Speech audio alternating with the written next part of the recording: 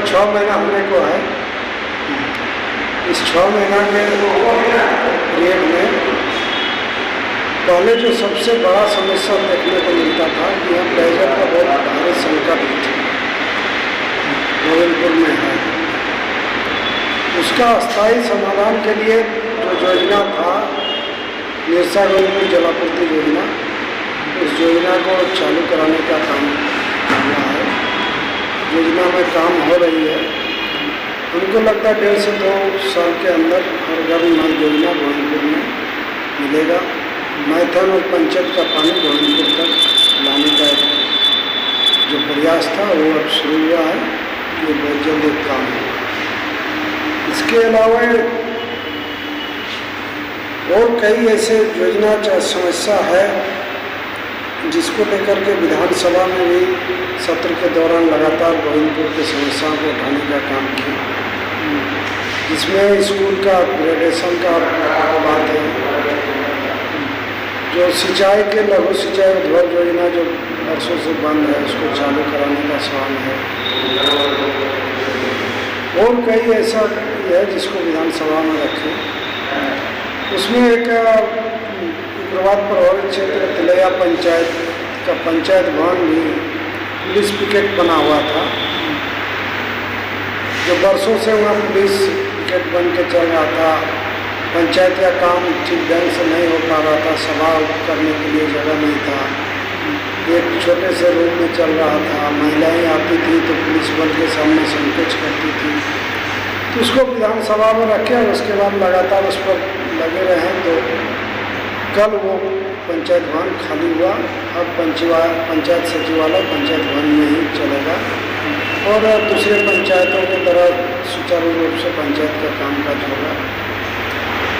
ऐसे कई और मुद्दे हैं जो गोविंदपुर क्षेत्र के लिए किया गया है। कॉलेजों में चुनाव के समय हम लोग किए थे कि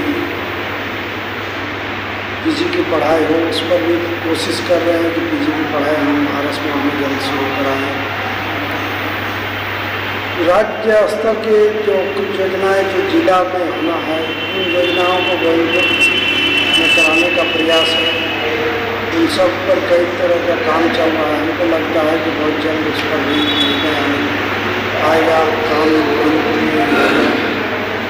इसके अलावा जो राज्य सरकार का है विधि विश्वविद्यालय बनाने का, उस विधि विश्वविद्यालय को गोविंदपुर में स्थापित हो, इसका प्रस्ताव हमने देने का काम किया है। सरकार ने भी गंभीरता से लिया है। इस पर हम चाहेंगे, लगातार लगे रहेंगे कि विश्वविद्यालय गोविंदपुर में ही स्थापित हो चले। इसके अलावा नए नए उद्योग खुले, उसके लिए जमीन की आवश्यकता है, या फिर जो उद्योग बंद है उसको चालू कैसे हो ताकि यहाँ के लोगों को रोजगार मिले, उस पर भी कई प्रयास हुआ है। कार्यालय स्तर पर वो काम चल रहा है। हमको लगता है कि बंद उद्योग को भी हम लोग शुरू कराने का काम करेंगे। और विकास की योजनाएं जो है जहाँ सबसे ज़्यादा जो जरूरी है उन सबको भी हम लोग कराने का धीरे धीरे प्रयास कर रहे हैं। यह है, आगे बहुत सारा काम और बाकी है जिसको कराना है। सबसे बड़ा जिम्मेवारी हम समझते हैं लोगों की आशा जो उम्मीदें जो है, खुद उम्मीदों पर अपने आप को खरा उतारें, ये बड़ी जिम्मेवारी है और जिम्मेवारी का बोध है। आशा करते हैं कि लोगों की उम्मीदों पर खरा उतरें।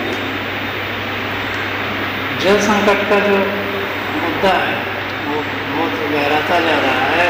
ग्लोबल वार्मिंग जो है उसकी चर्चा होती है, तो जल को संरक्षित करने के लिए बरसात तो बहुत घुसने लगा, उसके लिए अब क्या करना है या क्या करें? झारखंड की जो सरकार की जो योजना है जल संचय का, भूमि संरक्षण हो, लघु सिंचाई विभाग हो, जल संसाधन विभाग हो, इन सब की योजनाओं को लाने का काम कर रहे हैं।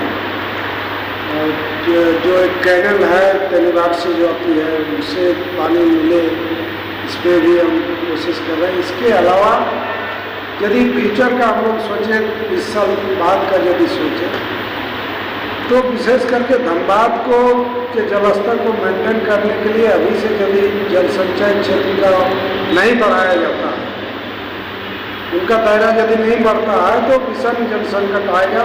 हमको लगता है कि दूसरे राज्यों में तमिलनाडु ये सब में जो है वो स्थिति धनबाद कोयलांचल में आएगी। तो जल संचय का इसको बढ़ाना होगा। अभी का स्थिति देखिए, कहीं शहरी क्षेत्र में बोरिंग में पानी नहीं मिल रहा, न ढंग से पानी आ रहा है,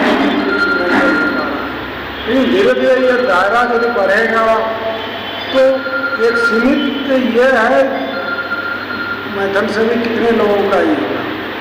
जल संचय का यदि क्षेत्र बढ़ता है, नए सिरे से कहीं जल संचय का प्रक्षेत्र के रूप में विकास किया जाता है, डैम बनता है, तो हमको लगता है कि आने वाला दिन जो हम लोग ग्लोबल वार्मिंग के माध्यम से देख रहे हैं, जिस संकट का कल्पना कर रहे हैं, उस संकट का समय रहते हम लोग समाधान खोज पाएंगे, उसका समाधान निकलेगा।